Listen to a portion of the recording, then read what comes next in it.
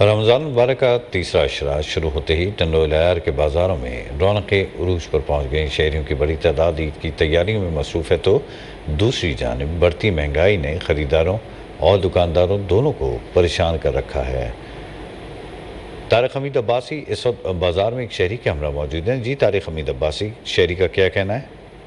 अच्छा नहीं, बात की जाए तो महंगाई के हवाले से तो टंडोल अयार में इस वक्त जो है कि महंगाई का राज बरकरार है। आपको ये बताना चलूँ कि माह रमज़ान मुबारक का तीसरा अशरा भी शुरू हो चुका है और टंडोल अयार के शहरी ईद की खरीदारी करने के लिए जो है कि बाज़ारों का वहाँ पर रुख करते हुए दिखाई देते हैं। इस वक्त बाज़ारों की रौनकें भी बहाल हो गई है।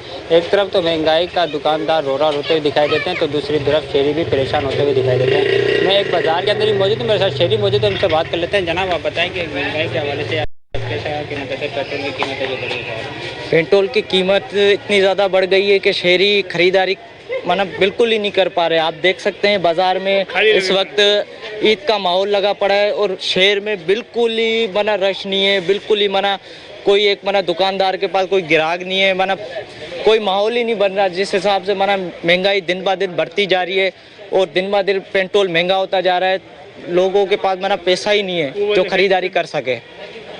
जब से इनकी बात सुन का यही कहना था, हालिया पेट्रोल और डीजल की कीमतें बढ़ी हैं तो उसके साथ जो है कि महंगाई की एक नई लहर आ चुकी है। दुकानदार हो या खरीदार हो, वो दोनों ही परेशान दिखाई देते हैं। रमज़ान मुबारक का तीसरा अशरा जारी जो है कि चंद रोज़ ही जैसे बाकी रह चुके हैं और शहरी जो है कि ईद की खरीदारी करने के लिए आ रहे हैं। वो भी जब उनसे बात ठीक है, बहुत शुक्रिया टंडोल अयार से तारिक हमीद अब्बासी।